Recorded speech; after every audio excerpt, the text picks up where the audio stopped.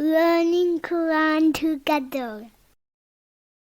بسم اللہ الحمدللہ والصلاۃ والسلام علی رسول اللہ۔ سورہ ابراہیم آیت 23۔ وَأُدْخِلَ اور داخل کیے جائیں گے الذین آمنوا وعملوا الصالحات جو لوگ ایمان لائے اور جنہوں نے نیکیاں کی، جنات تجری من تحتها الانہار ایسے باغوں میں جن کے نیچے نہریں بہتی ہیں، خالدین فیہا اور وہ ان میں ہمیشہ رہنے والے ہیں، بإذن ربہم اپنے رب کے حکم سے، تحیتہم دعائے ملاقات ان کی، فیہا سلام اس میں سلام ہوگی۔ اللہ تعالیٰ نے ظالموں کے عذاب کی وارننگ کے بعد ایمان والوں کے ثواب کی خوشخبری دی ہے۔ جو لوگ ایمان لائے اور انہوں نے اللہ اور اس کے رسول کی تصدیق کی اور جو کچھ وہ اللہ تعالیٰ کی طرف سے لے کر آئے اس پر دل سے یقین کیا اور اپنے قول سے اپنے عمل سے دین کو قائم کیا، ان کے لیے باغات ہیں جن میں دودھ، شہد، شراب اور پانی کی نہریں بہتی ہوں گی، ان میں وہ ہمیشہ رہنے والے ہیں۔ ان کا رب ان کو جنتوں میں داخل کرے گا اور وہ اس میں ہمیشہ رہیں گے۔ وہ سلام اور اچھے کلام کے ساتھ ایک دوسرے کا استقبال کریں گے، انہیں فرشتے بھی سلام کریں گے اور اللہ تعالیٰ کی طرف سے بھی انہیں سلام کیا جائے گا۔ اللہ تعالیٰ نے فرمایا حتی اذا جاؤہا وفتحت ابوابہا وقال لہم خزنتہا سلام علیکم، یہاں تک کہ جب وہ وہاں پہنچیں گے اور جنت کے دروازے کھول دیے جائیں گے اور اس کے محافظ ان سے کہیں گے سلام ہو تم پر۔ سورہ زمر 73۔ اللہ تعالیٰ بھی سلام کریں گے، فرمایا سلام قولا من رب الرحیم، رحم کرنے والے رب کی طرف سے ان کو سلام کہا جائے گا۔ سورہ یاسین 58۔ علم تارا کیا آپ نے نہیں دیکھا،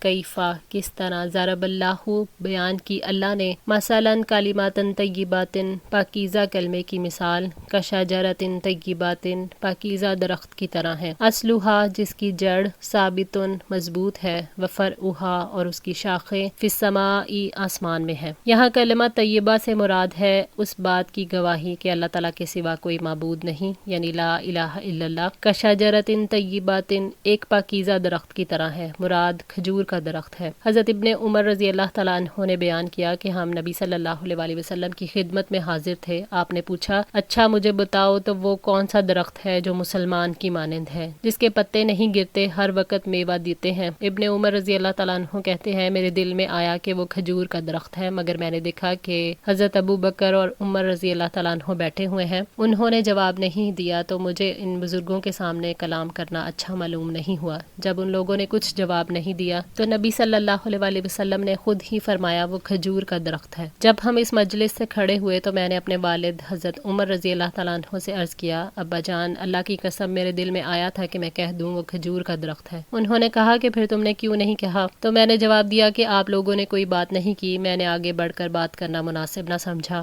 تو انہوں نے کہا واہ اگر تم اس وقت کہہ دیتے تو مجھ کو اتنے لال اونٹ کا مال ملنے سے بھی زیادہ خوشی ہوتی۔ صحیح بخاری 4698۔ اصلھا ثابت جس کی جڑ مضبوط ہے، دل سے تصدیق یعنی دل کے اندر لا الہ الا اللہ محمد الرسول اللہ کی حقیقت مضبوطی سے گڑی ہوئی ہے، لا الہ الا اللہ کی شرائط کا علم بھی ہے اور ان پر عمل کرنے کے راستوں کا فہم بھی ہے، وفرعھا اور اس کی شاخیں یعنی زبان سے اقرار بھی اور دیگر تمام اعمال بھی آسمان کی بلندیوں کو پہنچے ہوئے ہیں، یعنی ان اعمال کی کوالٹی عمدہ ہے، تمام اعمال اللہ تعالیٰ کی خوشی اور محمد صلی اللہ علیہ وسلم کے طریقے کے مطابق ہے۔ تؤتی وہ دیتا ہے اکلھا اپنا پھل، کل حین ہر وقت، باذن ربھا اپنے رب کے حکم سے، ہر وقت خشک اور تر پھل صبح اور شام دیتا ہے۔ یہی حال شجر ایمان کا ہے جس کی جڑیں علم اور اعتقاد کے اعتبار سے مومن کے دل کی گہرائیوں میں نہایت مضبوطی سے جمی ہوئی ہیں، اس کی شاخیں یعنی کلمہ طیبہ، عمل صالحہ، اچھا اخلاق اور آداب حسنہ ہمیشہ آسمان کی طرف بلند رہتی ہیں۔ وَيَضْرِبُ اللَّهُ الْأَمْثَالَ لِلنَّاسِ اور اللہ تعالیٰ لوگوں کے لیے مثالیں بیان کرتا ہے، لَعَلَّهُمْ يَتَذَكَّرُونَ تاکہ وہ نصیحت حاصل کریں۔ جیسے اللہ تعالیٰ نے یہاں مومن اور کافر کی مثال دی ہے جو سب انسانوں کے لیے ہے تاکہ وہ نصیحت حاصل کریں، جن کے بارے میں اللہ تعالیٰ نے ان کو کرنے کا حکم دیا ہے اور جن سے روکا ہے۔ وَمَثَلُ كَلِمَاتٍ خَبِيثَةٍ اور گندی بات کی مثال، كَشَجَرَةٍ خَبِيثَةٍ گندے پودے کی طرح ہے، اجتثت جو اکھاڑا گیا، من فوق الارض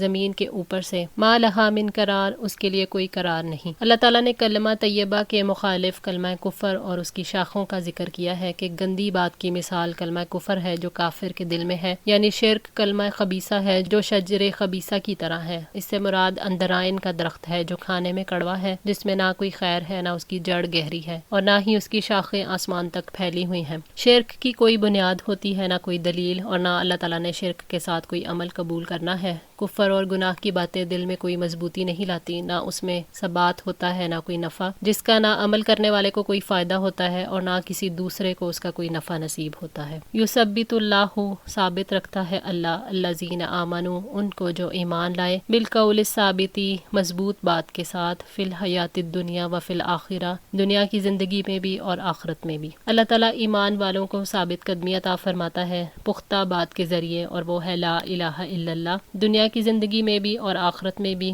اللہ تعالیٰ اپنے بندوں کو دنیا کے اندر شک و شبہات کے وقت ہدایت اور یقین کے ذریعے سے استقامت عطا فرماتا ہے، اور جب شہوات پیش آتی ہیں تو اللہ تعالیٰ انہیں پختہ ارادہ عطا کرتا ہے، تب وہ اس خواہش نفس پر اس بات کو ترجیح دیتے ہیں جو اللہ تعالیٰ کو پسند ہے۔ حضرت ابو ہریرہ رضی اللہ تعالیٰ عنہ سے روایت ہے کہ نبی صلی اللہ علیہ وآلہ وسلم نے فرمایا، میت جب قبر میں دفن کی جاتی ہے تو وہ پسماندگان کے واپس لوٹتے وقت جوتوں کی آواز سنتی ہے۔ اگر میت مومن ہو تو اسے قبر میں کہا جاتا ہے بیٹھ جاؤ، تو وہ بیٹھ جاتا ہے، اور اسے سورج غروب ہوتا ہوا دکھایا جاتا ہے اور پوچھا جاتا ہے کہ وہ شخص جو بہت پہلے تمہارے ہاں مابعوث ہوئے، ان کے بارے میں تم کیا کہتے ہو اور تم ان کے بارے میں کیا گواہی دیتے ہو؟ تو مومن آدمی کہتا ہے ذرا بیٹھو، مجھے نماز عصر ادا کرنے دو، سورج غروب ہونے والا ہے۔ فرشتے کہتے ہیں بے شک تو دنیا میں نماز پڑھتا رہا ہے، ہم جو بات پوچھ رہے ہیں اس کا جواب دو۔ بتاؤ وہ شخص کون ہے جو بہت پہلے تمہارے درمیان مابعوث کیے گئے، ان کے بارے میں تم کیا کہتے ہو اور کیا گواہی دیتے ہو؟ مومن آدمی کہتا ہے وہ محمد صلی اللہ علیہ وآلہ وسلم ہے، میں گواہی دیتا ہوں کہ وہ اللہ کے رسول ہیں اور اللہ کی طرف سے حق لے کر آئے ہیں۔ تب اسے کہا جاتا ہے اسی عقیدے پر تو زندہ رہا، اسی پر مرا اور انشاءاللہ اسی عقیدے پر اٹھے گا۔ پھر جنت کے دروازوں میں سے ایک دروازہ اس کے لیے کھول دیا جاتا ہے اور اسے بتایا جاتا ہے کہ جنت میں یہ تمہارا محل ہے، اور جو کچھ اللہ تعالیٰ نے جنت میں تمہارے لیے تیار کر رکھا ہے وہ بھی دیکھ لو۔ یہ سب دیکھ کر اس کے شوق اور لذت پہ اضافہ ہو جاتا ہے۔ پھر اس کی قبر 70 ہاتھ یعنی 105 فٹ یا 35 میٹر کھلی کر دی جاتی ہے اور اسے منور کر دیا جاتا ہے۔ اس کے جسم کو پہلے والی حالت میں لوٹا دیا جاتا ہے، یعنی اس کو سلا دیا جاتا ہے، اور اس کی روح کو پاکیزہ اور خوشبودار بنا دیا جاتا ہے، اور یہ پرندے کی شکل میں جنت کے درختوں پر اڑتی پھرتی ہے۔ قبر میں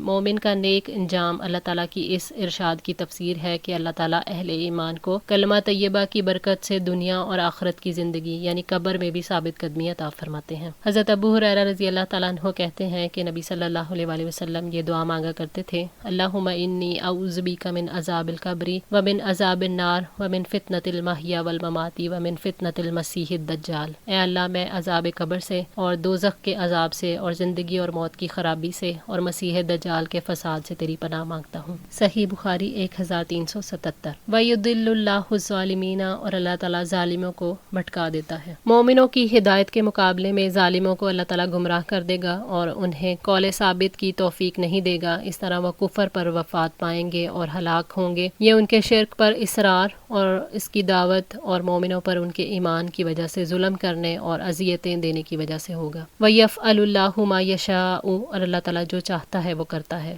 یعنی اللہ تعالیٰ جسے چاہتا ہے ثابت قدم رکھتا ہے اور جس کو چاہتا ہے گمراہ کر دیتا ہے، اس پر کوئی اعتراض نہیں کر سکتا کیونکہ یہ اس کی رحمت اور عدل ہے۔ یہ آیت قبر کے امتحان، قبر کے عذاب اور اس کی نعمت اور آرام پر دلیل ہے۔ الم تر الی الذین، کیا آپ نے دیکھا نہیں ان لوگوں کی طرف، بدلوا نعمت اللہ کفرا، جنہوں نے اللہ تعالیٰ کی نعمت کو ناشکری سے بدل دیا۔ حضرت ابن عباس رضی اللہ تعالیٰ عنہ سے روایت ہے کہ آیت میں کفار سے اہل مکہ مراد ہیں۔ صحیح بخاری 4700۔ جنہوں نے اللہ تعالیٰ کی نعمت کو ناشکری سے بدل دیا، یعنی انہوں نے توحید اور اسلام کا انکار کیا اور اسے شرک سے بدل دیا۔ یہاں اللہ تعالیٰ کی نعمت سے مراد نبی صلی اللہ علیہ وآلہ وسلم کی رسالت ہے۔ آپ انہیں دنیا اور آخرت میں نیکیوں کی طرف دعوت دیتے تھے، مگر انہوں نے اس نعمت کو ٹھکرا دیا، اس کا انکار کر کے اور اپنے آپ کو اس نعمت کو قبول کرنے سے باز رکھ کر اس نعمت کو بدل ڈالا۔ تفسیر سعدی۔ وَأَحَلُّوا، اور انہوں نے لا اتارا، قومہم، اپنی قوم کو، دار البوار، ہلاکت کے گھر میں۔ دار البوار سے مراد جہنم ہے کیونکہ وہ ان کی گمراہی کا سبب بنے جبکہ ان سے نفع کی امید تھی۔ غزوہ بدر پر لوگوں کو نکلنے پر آمادہ کرنے کے لیے انہوں نے جنگ کے بڑے بڑے فوائد بیان کیے تاکہ وہ اللہ تعالیٰ اور اس کے رسول کے خلاف جنگ کریں، بس ان کے ساتھ عبرتناک سلوک ہوا اور جنگ بدر میں ان کے بہت بڑے بڑے سردار اور بہادر مارے گئے۔ جہنم جہنم میں یصلونہا وہ اس میں داخل ہوں گے، وبئس القرار اور وہ بہت بری قرارگاہ ہے، یعنی ناشکری کرنے والے کافر ہلاکت کے گھر جہنم میں جائیں گے اور وہ بہت ہی برا مقام ہے جہاں وہ اپنی قوم کو لے کر جائیں گے۔ وَجَعَلُوا لِلَّهِ اندادًا اور انہوں نے اللہ تعالیٰ کے شریک بنا رکھے ہیں، لِيُضِلُّوا عن سَبِيلِهِ تاکہ وہ انہیں اللہ تعالیٰ کے راستے سے بھٹکا دیں۔ جن لوگوں نے اللہ تعالیٰ کی نعمت کو کفر سے بدل ڈالا، انہوں نے اللہ تعالیٰ کے مقابل اور شریک بنا ڈالے جن کی وہ عبادت کرتے تھے، اور لوگوں کو بھی شرک کی دعوت دیتے ہیں، اس طرح وہ اللہ تعالیٰ کے بندوں کو اس کے راستے سے بھٹکا دیتے ہیں۔ قُلْ تَمَتَّعُوا آپ کہہ دیں تم فائدے اٹھا لو، فَإِنَّ مَصِيرَكُمْ إِلَى النَّارِ بلا شبہ آگ ہی کی طرف تمہیں پلٹنا ہے۔ یعنی آپ صلی اللہ علیہ وآلہ وسلم انہیں وارننگ سنا دیں کہ جب تک زندگی ہے اپنی گمراہی سے تھوڑا سا فائدہ اٹھا لو اور جو چاہے کر لو، دنیا کا سامان ہے اور اس کا بہت فائدہ بھی تھوڑا ہی ہے، مر کر تو ایک دن جہنم میں ہی جانا پڑے گا۔ اللہ تعالیٰ نے فرمایا سورہ یونس آیت 70 میں، متاع فی الدنیا ثم الینا مرجعہم ثم نذیقہم العذاب الشدید بما کانوا یکفرون۔ دنیا میں تھوڑا سا فائدہ ہے، پھر ہماری ہی جانب انہیں لوٹنا ہے، پھر ہم انہیں سخت عذاب چکھائیں گے اس وجہ سے جو وہ کفر کیا کرتے تھے۔ اللہ تعالیٰ نے ان آیات میں جہنم جانے کے اسباب کا ذکر کیا ہے۔ ایک تو یہ کہ اللہ تعالیٰ کی نعمت پر شکر کو کفران نعمت اور انکار سے بدل ڈالنا، اللہ تعالیٰ کے ساتھ دوسروں کو شریک ٹھہرانا اور لوگوں کو بھی اللہ تعالیٰ کے دین سے گمراہ کرنا۔ آج کے لیے اتنا ہی۔ دعا ہے اللہ تعالیٰ ہماری اس کوشش کو قبول فرمائے، ہماری غلطیوں کوتاہیوں کو معاف فرما کر ہماری اصلاح فرمائے۔ جزاکم اللہ خیر، والسلام علیکم ورحمۃ اللہ وبرکاتہ۔